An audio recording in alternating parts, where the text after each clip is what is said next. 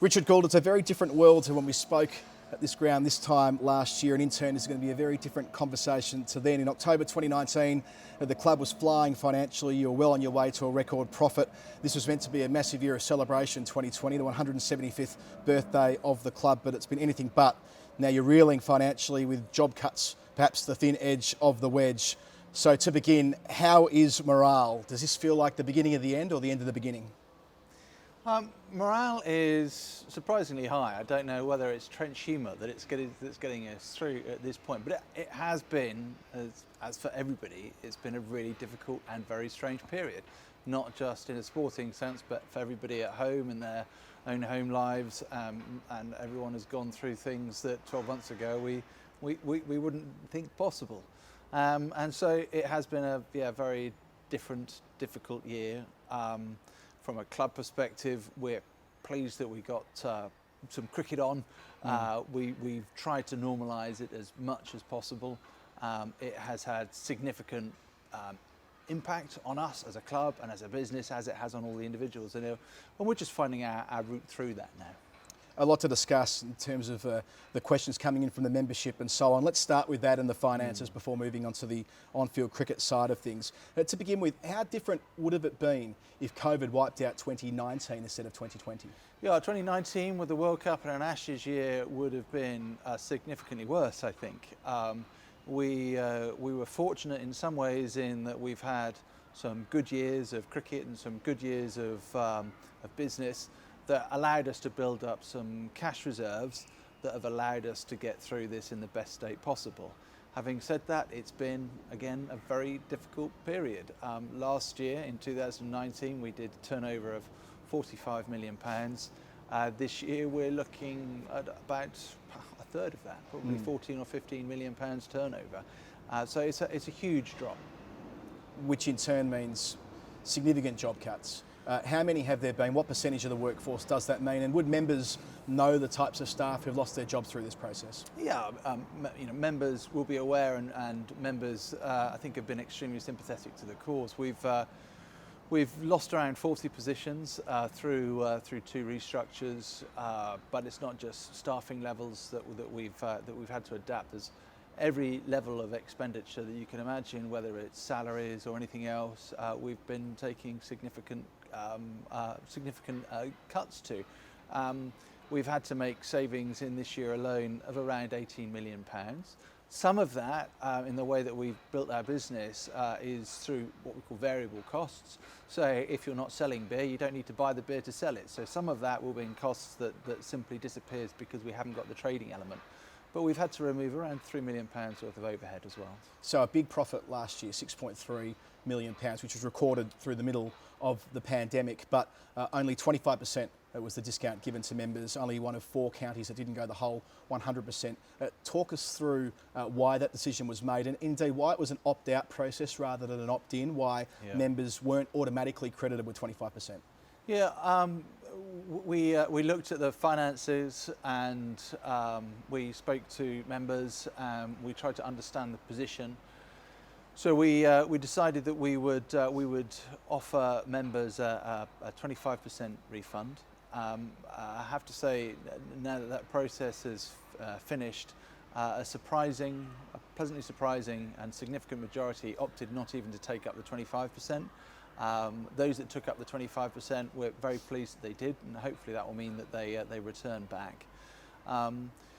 We got a feeling that a lot of members understood the nature of the club and were very willing to help us out in our hour of need, effectively. We take none of that for granted, and we will be making sure that we repay members through benefits, through adding value to membership in future years, so that we can try and build that back. I know that for some members, they will feel that they've been hard done by, and it's difficult to argue against that, in truth. Having said that, membership of a club is very different to, for example, a season ticket holder or the purchase of a concert ticket, membership of the club conveys ownership. There are other benefits, whether it's access to international tickets. And to be honest, when you're a member of a club, you actually in that year have a degree of ownership of that club. So look, we know it was really difficult. I'm very grateful for the support that we've received. I have been very grateful for the feedback and the negative feedback that we've had from members that's allowed us to reshape things and hopefully recover some of the lost grace that we will have suffered. Some counties who are in a traditionally worse financial position than Surrey have been recording far better comparative financial results, certainly what we've seen in the media, yet it was Surrey only giving 25%. Can you go through the business model and explain why there's that discrepancy? Look, some clubs, particularly the non-test match grounds, rely on the ECB for the vast majority of their income, 70 or 80% of the income. And the ECB did a good job and delivered on all of their income this year. For us, with a much more diversified and larger business, the ECB revenue only accounts for 10% of our income.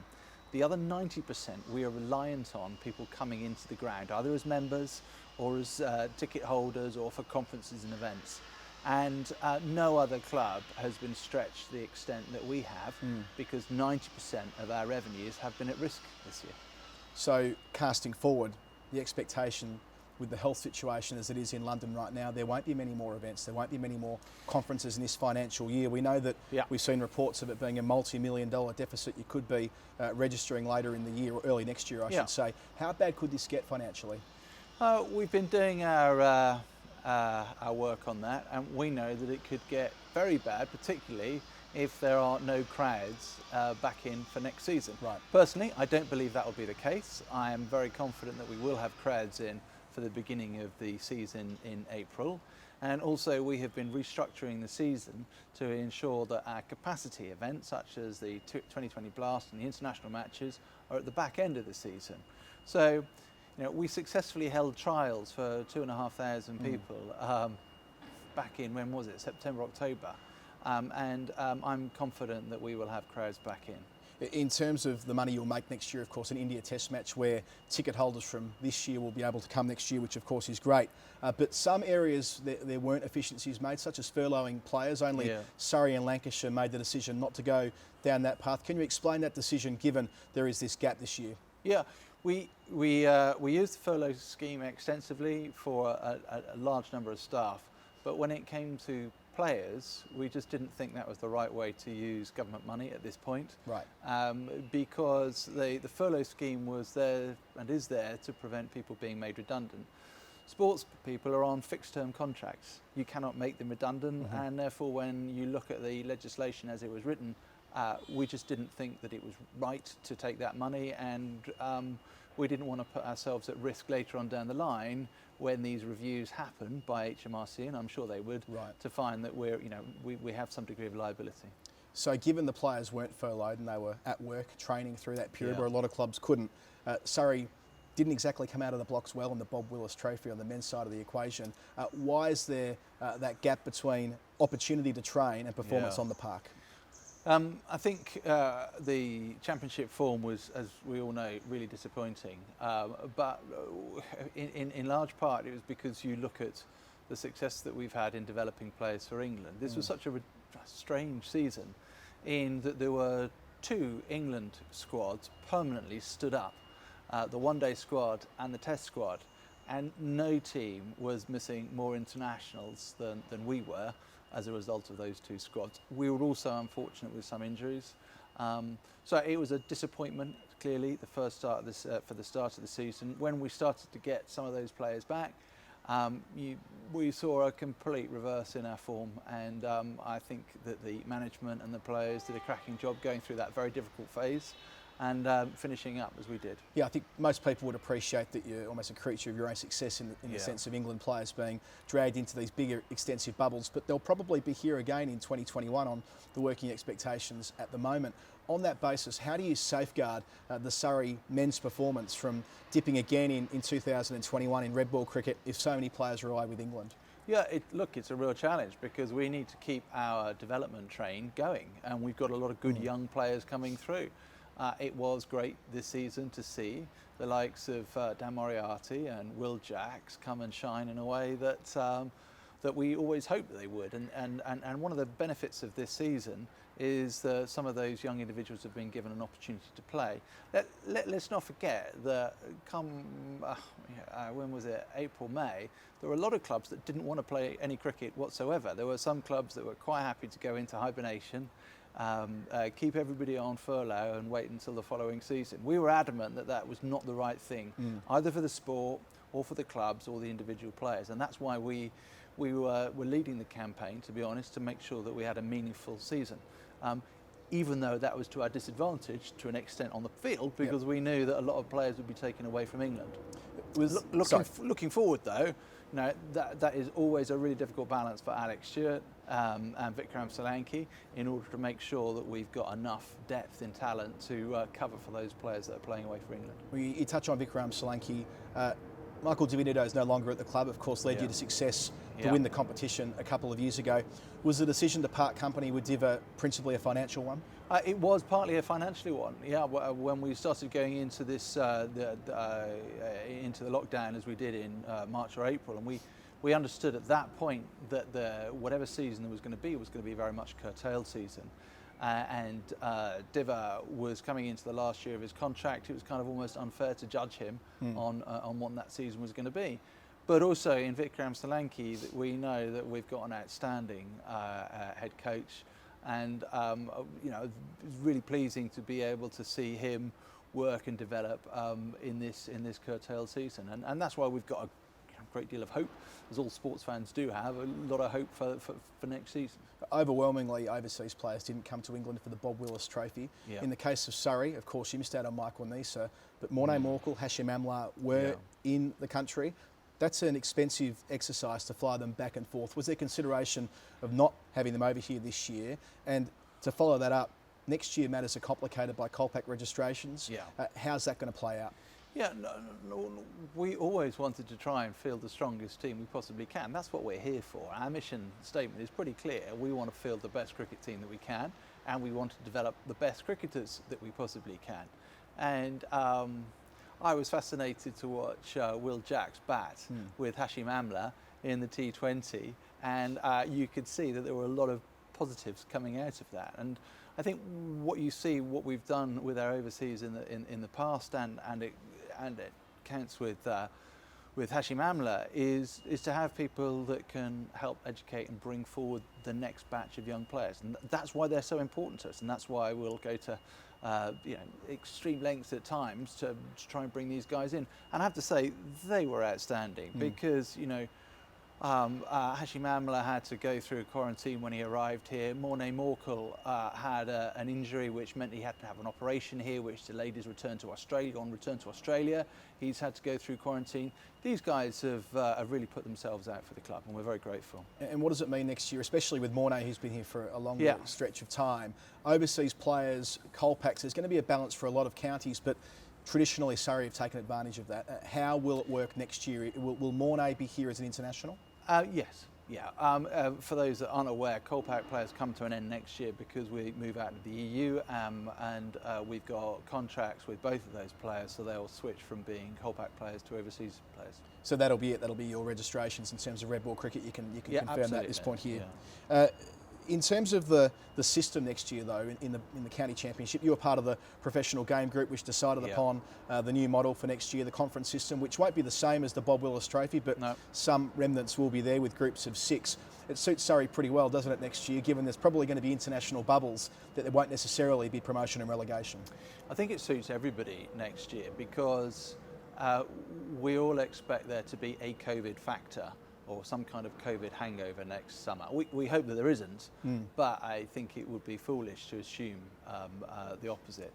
And therefore all clubs were keen that in the event that there was a COVID issue, and we did see some games, or a game cancelled in the Bob Willis Trophy this year, in the event that there are issues and games do have to get postponed, nobody wants to see another club get relegated or fail to get promoted on the basis of luck, chance and misfortune. And therefore what we see next year really is just a COVID factored solution for next year. less of a factor with the women who played less cricket, of course, Yep. this year for Surrey. The Rachel Hayhoe-Flint Trophy started this year. Surrey were adamant, you were adamant when we spoke this time last year, that Surrey would continue to have a presence, the name Surrey, Yeah. for women's cricket in perpetuity. How are you going to pull that off when we have a situation where the regional comp's embedded and the 100 will follow suit? Yeah, we will continue investment into the Surrey women's team, and so effectively there will be 3 women's teams coming out of the Oval. It will be Surrey women's team, it will be the South East Stars, and it will be the Oval Invincibles. But we are always going to continue our investment in women's cricket because we've had women's teams since the 1930s, and that's not something we're going to stop doing. How will it work in practice, though? Who will the Surrey... I mean, the London Championship and London Cup, granted, great initiatives, and Surrey won them both this year, Yeah. undefeated. But is that going to be it for Surrey players coming through? No, there will be an ECB county competition that takes place next year. On top of that, Right. we will supplement it through the London Cup and any other meaningful fixtures that we can create, because it's what we're here for. Are you happy with the regional structure where you fed into the South East Stars? Do you feel as though that's the right model going forward for women's cricket? I think it's complicated that we've got 3 brands, 3 different women's teams, and I think that is recognised by the ECB, but that's what we've got at the moment.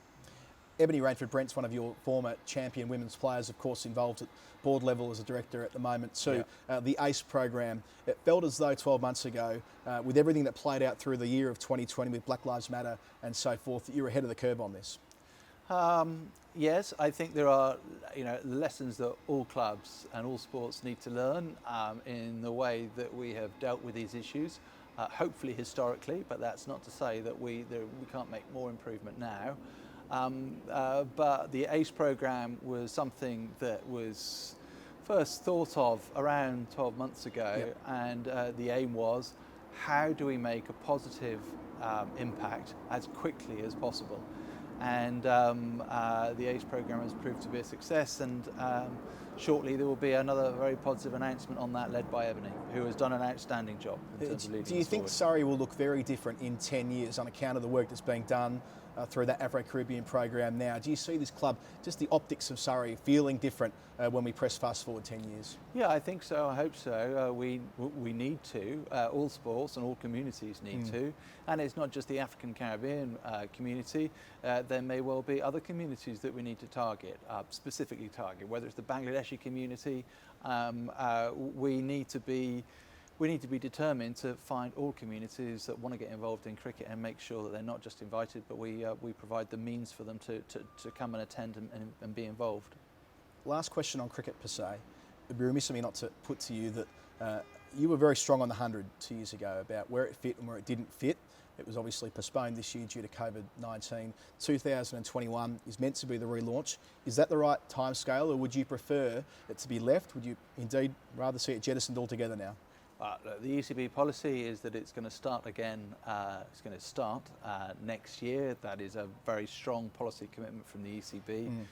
We're hosting a team here now called the Oval Invincibles. We're fortunate that it's got a strong presence of Surrey players, and we're also one of the only clubs hosting who have allowed free entry into that competition for its members. And it won't be to everybody's tastes, but it's our responsibility to make the best of it. What if there aren't fans, though? And I know that's the big $64,000 question, as it were, but if we're in a situation where there's limited attendance, you've talked about where the attendance needs to be percentage-wise here at the Oval to make it financially viable for the club. Where is the tipping point here? Well, I'm hoping that there will be fans allowed back into stadium next year. I'm very confident that there will be. In terms of fans for this tournament, I'm confident that we will. We already sell out T20 for the Blast. We sell out international cricket, and I'd be confident that here we would also sell out the 100. If the health situation does deteriorate, though, and it may well do based on numbers that we're seeing in the last month in terms of COVID infections and so on, not least in London where we're now in Tier 2 conditions. You've talked about the potential for county cricket to become a part-time, indeed an amateur competition if it does deteriorate financially over the coming years. Can you elaborate on that a bit, and not saying giving us a worst-case scenario, but preparing members expectation-wise for how it might look if things don't get better? Look, I think when I talk about what could happen in the future, I kind of hark back to what happened in the past. And in the past, this club would have had a voluntary secretary, a paid groundsman, and players paid beer money. We've been there in the past. If needs be, we will do that in the future. The one thing that we won't let happen is for this club to go out of business, slide into obscurity, or whatever. Our determination is absolutely rock solid. If we don't get crowds back in next season, it will be difficult, but we will get through it. And we're in our 175th year. It's supposed to be a celebration. It's not been the celebration that we'd hoped it would be. But I think you can see that we're not going to let that history go. We will make sure that this club continues and then thrives once this pandemic is put behind us. And it won't jeopardise, behind us here, we're seeing the Lock Laker stand redeveloped and the new exhibition space over there. On the other side of the ground, we're seeing Oval House purchased as another part of the club. If you're in a tough financial spot in the next couple of years, might it jeopardise those projects? No, those projects will continue in terms of One Oval Square. That will be finished in March or April, ready to receive members in the new members' facilities, which will be outstanding. Ready for the India Test match for patrons next year? Very much so. It will be ready for the start of the county championship season. So that will be there. In terms of our land acquisition, this is something that's been a long-held ambition of the club. We clearly have short-term issues, but I have an amazing general committee, amazing support from our chairman and our non-executive board, and based on the strength of the business over the past few years, we have got ourselves into a position where, yes, there are short-term issues, but that will not stymie our long-term ambitions and goals. Richard Gould, at the end of a tough year, thanks for being so forthright and having a conversation today. Thank you very much.